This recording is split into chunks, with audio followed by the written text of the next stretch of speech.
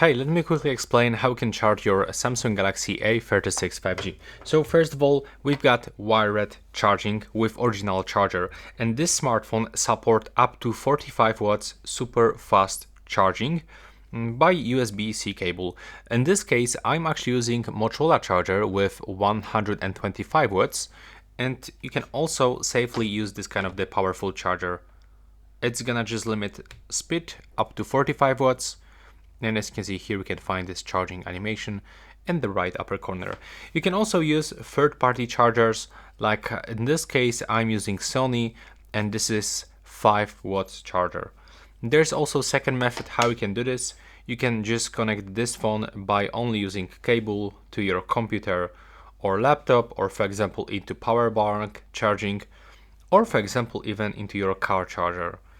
Basically into any other device with power supply.